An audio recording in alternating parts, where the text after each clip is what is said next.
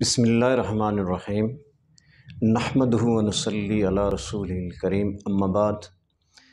आज आपके सामने मैं सदक़ा फ़ित्र के हवाला से मुख्तसरन चंद मसाइल अर्ज़ करना चाहता हूँ। सदक़ा फ़ित्र जो है हर साहिब निसाब पर वाजिब होता है और ईद की नमाज अदा करने से पहले पहले अदा करना चाहिए, लेकिन अगर किसी ने बाद में भी अदा किया तो अदा हो जाएगा। सदक़ा फ़ित्र जो है असल में जो हमसे रोज़ा रख कर कोई लग़ज़श हो जाती है, कोई आँख से गुनाह हुआ, कोई ऐसी चीज़ हमने देख ली या कान से कोई लग़ किसी की बात सुन ली या ज़ुबान से कोई ऐसे जुमले अदा हो गए जो रोज़े के अंदर नक़्स पैदा करते हैं या उठने बैठने में हमसे बहुत सारी कमी हो जाती है, तो जो सदक़ा फ़ित्र है ये हर उस चीज़ की उस कमी को पूरा करता है जो हमसे जाने अनजाने में हो जाती है। जैसे मैंने अर्ज़ किया कि बसा औक़ात बंदा गुज़रते हुए किसी नामहरम पे नज़र पड़ गई, या आजकल सोशल मीडिया का ज़माना है, हर शख्स के हाथ में सेल फ़ोन होता है, वो देख रहा होता है तो कोई ऐसी किसी चीज़ पे नज़र पड़ गई या कान से कोई बात सुन ली या गुज़र रहा था, कोई लोग लड़ रहे थे, गालम गलोच कर रहे थे, उनकी वो लव किस्म की गुफ्तगू थी वो सुन ली, या अपनी ज़ुबान से गुस्से में किसी को कोई ऐसी बात कर दी, तो ये जितनी भी चीज़ें हैं ये रोज़े के अंदर नक़्स पैदा करती हैं। जो रोज़े की असल हकीकत है उसके अंदर ये कमी पैदा हो जाती है। तो ये जितनी चीज़ें हैं इनको दूर करने के लिए असल में सदक़ा फ़ित्र जब इंसान देता है तो कुछ ऐसी रवायात मिलती हैं कि रोज़ा जो है वो मुल्हिक़ रहता है, और जब तक सदक़ा फ़ित्र अदा नहीं होता, जिनके रोज़े में कोई कमी रह जाती है, उस वक़्त तक अल्लाह तबारक व तआला की बारगाह में वो रोज़ा कबूल नहीं होता या उस तरह की मकबूलियत हासिल नहीं करता। और जैसे ही सदक़ा फ़ित्र हम अदा करते हैं तो अल्लाह की बारगाह में मकबूलियत भी उस रोज़े को मिल जाती है। तो इसलिए सदक़ा फ़ित्र अदा करना चाहिए। साहिब निसाब पे सदक़ा फ़ित्र वाजिब होता है। 52.5 तोले चांदी का निसाब जो है वो आप समझ लें, और अभी जो मार्केट के अंदर 52.5 तोले चांदी का जो रेट है वो तकरीबन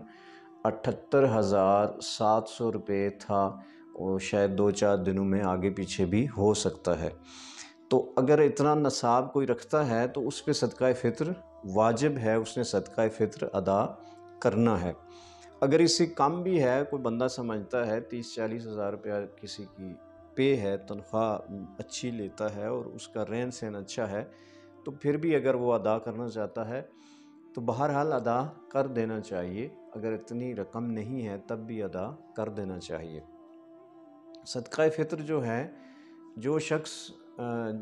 अदा नहीं कर सकता है सदक़ा फ़ित्र, आप उसको सदक़ा फ़ित्र दे सकते हैं।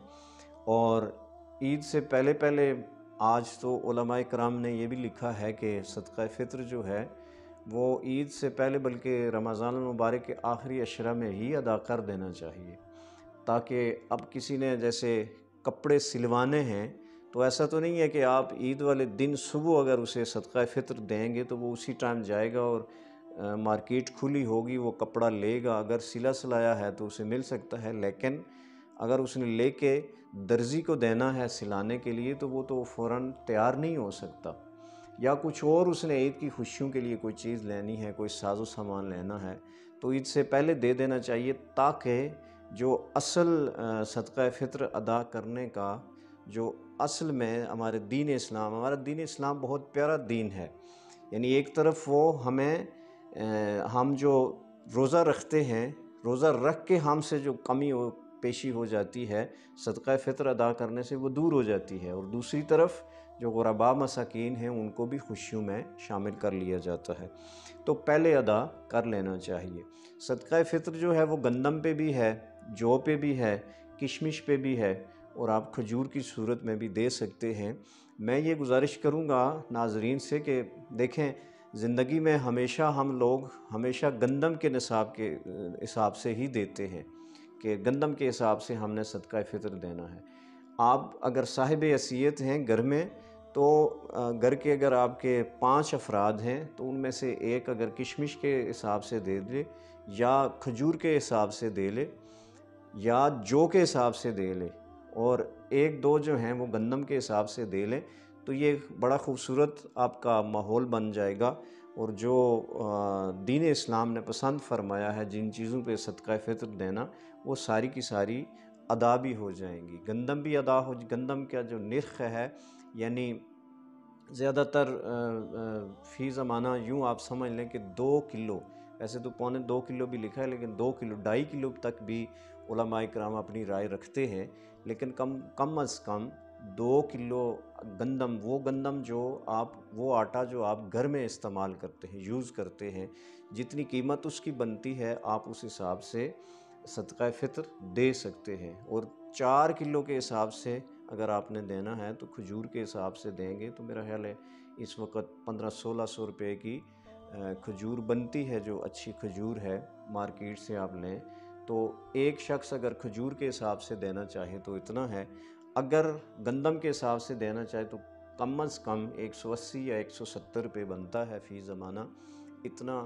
اس شخص کو اگر زیادہ بھی دے سکتا ہے، وہ 200 دینا چاہتا ہے تو بہرحال اس کا صدقہ فطر ادا ہو جائے گا اور اس حساب سے ادا کرنا چاہیے۔ 52.5 تولے چاندی کا نصاب میں نے آپ کو بتا دیا ہے، لیکن صرف اسی پہ نہیں ہے، اگر کسی شخص نے قرض لینا ہے، کسی کو قرض دیا ہوا ہے، اسے پتہ ہے مجھے قرض مل جائے گا، وقتی طور پہ اس کے پاس پیسے نہیں ہیں تو اسے تب بھی دے لینا چاہیے۔ صدقہ فطر ضرور ادا کریں، یہ واجب رہتا ہے، جب تک آپ اسے ادا نہیں کریں گے یہ آپ پہ واجب رہے گا۔ عید کے بعد بھی آپ ادا کر سکتے ہیں، ایسا نہیں ہے کہ نماز عید آپ نے پڑھ لی تو اس کے بعد آپ صدقہ فطر ادا نہیں کر سکتے۔ آپ صدقہ فطر عید کی نماز پڑھنے کے بعد، بلکہ زندگی کے کسی حصے میں بھی اگر آپ نے نہیں دیا تو یہ آپ پہ واجب ہے، آپ نے ادا کرنا ہے۔ جو بچہ عید کی نماز آپ پڑھنے سے پہلے صبح صادق ہوئی ہے، اگر کوئی بچہ صبح پیدا ہوا ہے تو اس پہ بھی صدقہ فطر ہے، صدقہ فطر دینا ہوتا ہے۔ جو کفالت میں ہیں والدین کے ہاں بچے، ان کا صدقہ فطر بھی ماں باپ نے دینا ہے۔ ظاہر ہے خواتین جو ہماری بیویاں ہوتی ہیں وہ بھی خامند کے زیر کفالت ہوتی ہیں، لیکن اگر کوئی اپنی جاب کرتی ہیں یا اپنی طرف سے دینا چاہتی ہیں تو ان سے پوچھ لینا چاہیے، نہیں تو گھر کا جو سربراہ ہے وہی ادا کرے گا۔ جو بالغ بچے ہیں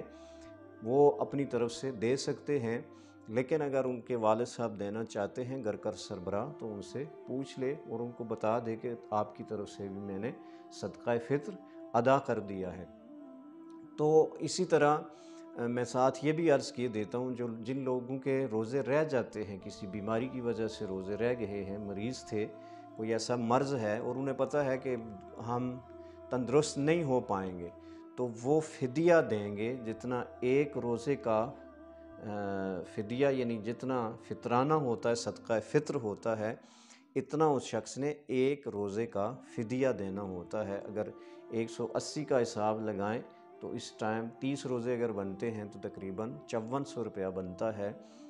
پورے ماہ کا، جو فدیہ کسی بیمار کا آپ نے مریض کا دینا ہے۔ لیکن یہ اس صورت میں ہے کہ وہ اتنا مریض ہے، اسے پتہ ہے میں اب صحت یاب نہیں ہو سکتا، میں روزہ نہیں رکھ سکتا، تبھی دینا ہے۔ جو رواج ہے ہمارے ہاں، صحت مند لوگ ہیں تو ہم فدیہ دے دیں گے، ہرگز فدیہ صرف مریض کا ہے